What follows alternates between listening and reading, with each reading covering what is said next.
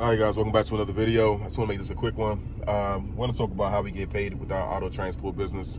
For starters, we're signed up with centraldispatch.com. If you guys plan on getting to auto transport, you guys got to sign up for centraldispatch.com. That is the primary load board for cars. It's much different than DAT, truckstop.com, and some other general freight load boards. Central Dispatch is only cars. There's no general freight. It's solely vehicles on this load board. You do have other load boards like Super Dispatch, Montway, Ready, Cars Arrive, so on and so forth. There's like some smaller privately owned load boards through like brokers, but all of the loads that are featured on those load boards are also going to be on centraldispatch.com too. So if you guys want to get into the industry, make sure you sign up for centraldispatch.com, and also bear in mind that you need an active authority in order to view this load board. So you won't be able to log in or get any credentials to ever see Central Dispatch until your authority is fully active, and then it takes about a week after you apply for Central to become active on their website. So yeah, there's that. Also, Central Dispatch does not have an app, which I strongly suggest that they figure that out soon, because that would be game changing. But anyways, let's take a look at centraldispatch.com. I'm gonna log in using my credentials and show you guys some of the search methods that we use to make it home every night. You know, our business is about making home every night. We don't do so much OTR. So if you guys see here, in the search box, we can do city to city search. You can do region searches. For us, what I'll typically do, I'll look at 50 miles of Washington, D.C. That's where we're based out of. And to start my week off, I'll look for 50 miles of Brooklyn, New York. And the reason I choose to start my week with going to New York is because I'm guaranteed to get a good paying load going to New York. New York is always jumping. They're always paying good money going that way. Though their fuel is, the cost of diesel is more, as well as there's a lot of tolls, and it's just a headache to navigate New York. But you're well compensated for it. So on average, I'll get maybe about $450 a car to go to New York. So let's say I take two, that's $900, shoot up. And then as soon as I secure two cars to go up to New York, I'll start looking at my backhaul. And my backhaul is of course, my return trip coming out of New York. So I'll do the same thing in reverse. I'll go to the search icons. I'll put in 50 miles of Brooklyn, New York, and going to now 50 miles of Raleigh, North Carolina. And the reason that I'm going to Raleigh, North Carolina is because Raleigh, North Carolina is just 3 to 4 hours south of Washington, D.C. New York is just 3 to 4 hours north of Washington, D.C. So I can make it to New York and back in a day, and I can make it to Raleigh, North Carolina, and back home in a day, essentially. But look what I've done here though. By looking at 50 miles of Brooklyn, New York, going to 50 miles of Raleigh, North Carolina, I've doubled the length of the trip. So from Washington, D.C. to New York is about 250 miles. From Washington, D.C. to Raleigh, North Carolina is also about 250 miles. However, from New York to Raleigh, of course, is about 500 miles. So that's OTR mileage right there. You know, that's the same amount of mileage that someone that driving a semi or someone going across country is respectfully going to do in about a day. You know, you can do about 500 to 700 miles in a day. I'm gonna do that same type of driving. However, this is what I'm gonna do.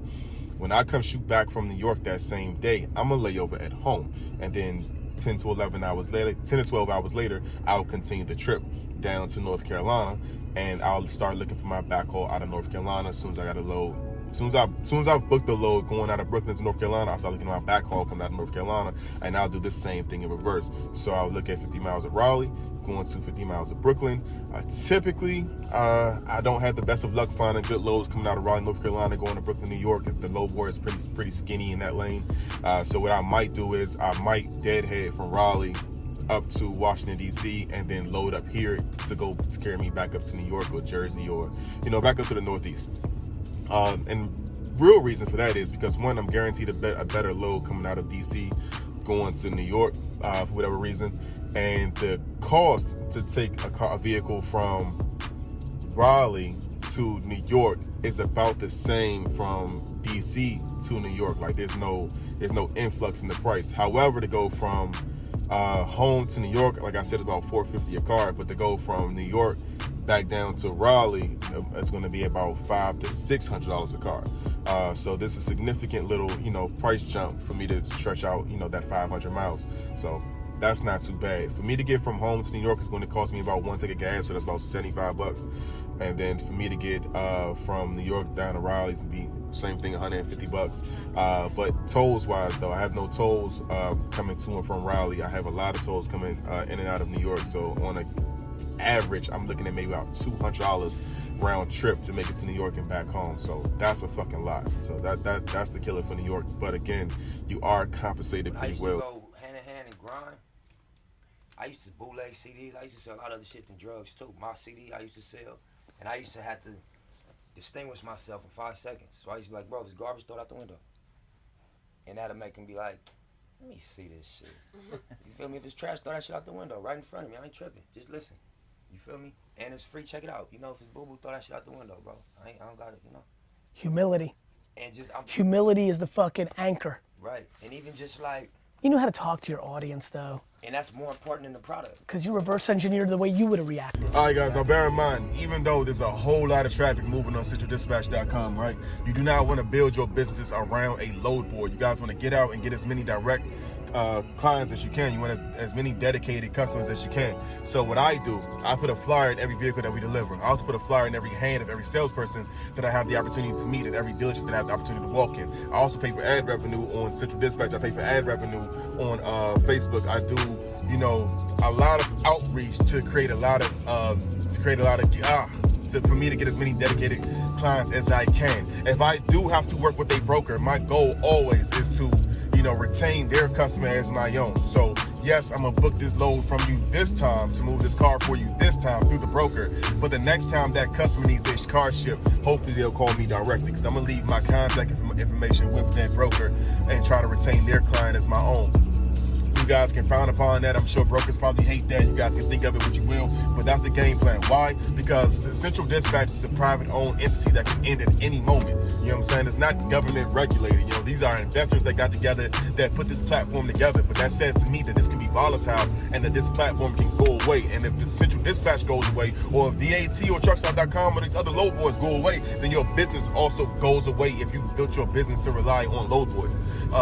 The Central Dispatch should only be used as a filler, in my opinion. So, you know, when I have a dedicated client that says, hey, I need a vehicle shipped from, let's say, DC to New York, I'm going to go ahead and schedule that client and schedule that haul.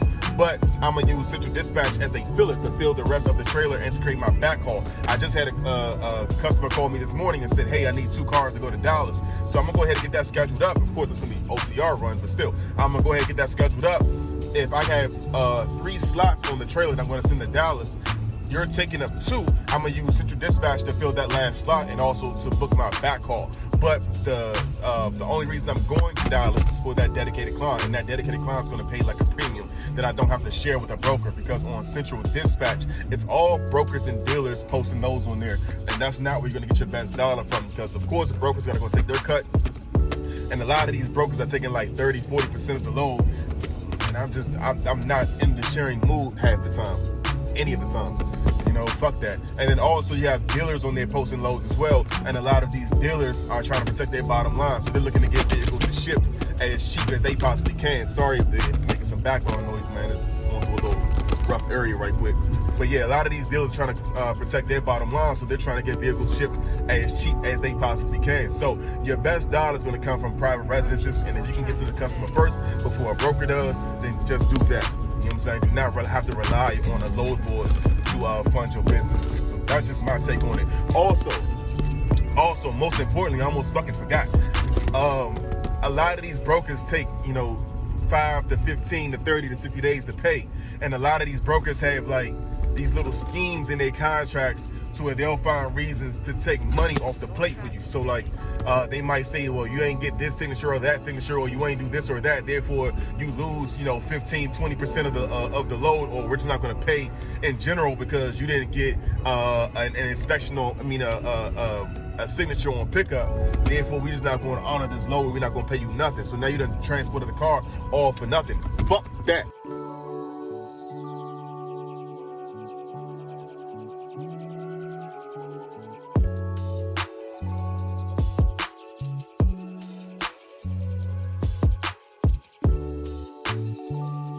You go direct to the source, direct to the client. If you have a dedicated customer or whatever, and you can cut out the middleman, you don't have to worry about none of that, and you get paid on time. Like, that customer's going to pay you at the time of delivery. Well, for us, we charge at the time of pickup. So you get paid on pickup if it's your client. You get paid 30 days late if it's a broker's client, and And in auto transport, unlike general freight, you really can't factor these loads. Now, there are some companies that say, yo, we'll factor cars, but you know, either they're lying or the cars that they'll factor, you don't need to factor, because like a lot of times they're only willing to factor vehicles that are being shipped by big name brokers. And a lot of times those bigger brokers like RPM or Cars Arrive or Ready or United Auto and shit like that, they already have like a factoring style program built into their business where you could lose 10% of your load if you want to get paid in 2 days or something like that. The problem is that with a lot of the small brokers and a lot of the private clients, you can't get factoring for it, so you're going to wait 30, 60 days out versus if you just, you know, get your own clients, you get paid on pickup. So, and cash flow is extremely important when it comes to the transportation industry. It will make or break you. So you want to get your money in as fast as you can. So, you know, Central Dispatch is a great platform. I have nothing negative to say about it. It's fucking amazing. But you guys should not be building your businesses around a fucking load board. That's just nuts to me. It makes me extremely uncomfortable. It makes my anxiety go sky high. I'm not relying on someone else's platform to run my business. It's just not where it's at. Lastly, guys, one of the things I enjoy best about moving cars versus general freight, man, and that's not what this video is really about, but I just want to really like get this tidbit in here because it just crossed my mind. I was watching ProHaul. Shout out ProHaul, man. He does amazing videos. Like, he does an amazing job. Shout you out, brother, man. I really enjoy your channel. But I was looking at this last video. He was talking about detention, right? There's no real detention when it comes to cars. It just doesn't happen. Unless you're going to the port, there's no real detention. So you're not getting paid any detention, and there's no need to because you're never going to be sitting anywhere long enough waiting to get loaded if you're booking your cars properly. Now, we avoid ports. Like, we don't try to go like to Red Hook in Baltimore and shit like that because they're going to have us there forever. But in most cases, though, you have between 7 a.m. to 8 p.m. That's the hours that a dealership is open to pick up your load. And you can get there at any time. And as so long as you call ahead, your load will be sitting there ready for you. Like, you don't have to wait for somebody to come out with a forklift to load you. You don't have to wait in line for other transporters in front of you to get loaded up first, anything like that. 9 times out of 10, it's just going to be you there loading, depending on where you're going. Some places, they might have an abundance of, like, transporters. If you're going to, like, Mannheim, IAA or Copart or some shit like that, but IAA and Copart are the only times where you gotta actually wait to get loaded, and even waiting then, depending on where you are, it isn't too bad. There are some Coparts that does a shitty job, but for the most part, if you're going to an insurance auction, the wait isn't too bad, and if you're going to Mannheim, there's no wait. You just go in there, find your car, leave, load it up, and then you back on your way. So you can get back on the road and move as fast as you want to. And that's one of the reasons why I like doing cars over like general freight, because there's no real wait. I don't have to schedule a pickup time. I don't have to schedule a delivery time. I can do a lot of my deliveries overnight. I can do some of my pickups overnight, but it's kind of harder. But I can definitely do all of my deliveries overnight. So I typically leave home about midnight, and my trailer will be empty by like 4 o'clock in the morning, because I'll deliver to the dealerships overnight, or I'll deliver to the private residences overnight. And if I'm picking up from a private, then I'll go ahead and pick up overnight. But if I'm picking up from a dealer, I gotta wait till 7 o'clock in the morning until the service department opens so I can get the car. So that's not bad, you feel me? So if I leave at 12, I go 4 hours away. I get there, let's say 4 o'clock in the morning. I drop my load, I'm done by 5, and then I'm, you know, taking a nap until 7, filling up and getting some food and all that stuff, eating my breakfast and all that until 7:30, and then I get loaded up and I come back home, and I'm back home by like noon. You know, that's not a bad day. And in the process of doing that, you done made $2,000. So, you know, just a little tidbit, man, because I do want to haul like more general freight, but I don't want to have to like rely on some of these businesses to book appointments for pickup and delivery. Then I got to drive during the day. That's the other thing too. Like, if you're doing general freight from outside looking in, it seems like if you have a pickup schedule, let's say at 9 o'clock in the morning, and I don't know what time your delivery is scheduled, but that makes all your driving hours during the day. And if you're driving during the day, that means that you're at the mercy of traffic. You're at the mercy of weigh stations, because every weigh station is open, so on and so forth. And I just don't want to deal with that. So it's much easier for me if I leave out between 11 p.m. and 12 at night, and I just do my driving overnight, and then I only got to do a little bit of driving during the morning to hurry up and get me back home. But it's all still, I'm back home prior to like 11 a.m., you know, 12 noon, something like that, before traffic really ever has a chance to get too heavy. So I don't know, man. That's my little tidbit on like why I choose to do cars over general freight. Someone that asked me, and I was watching ProHaul's video on detention. We don't gotta deal with that. marathon is just about seeing long term, seeing a vision, understanding that nothing really worthwhile happens overnight, and just sticking to your script long enough to make something real happen. Laying a brick every day instead of trying to build a brick wall. Just lay a brick every day. Eventually you look up, you're gonna have a brick wall.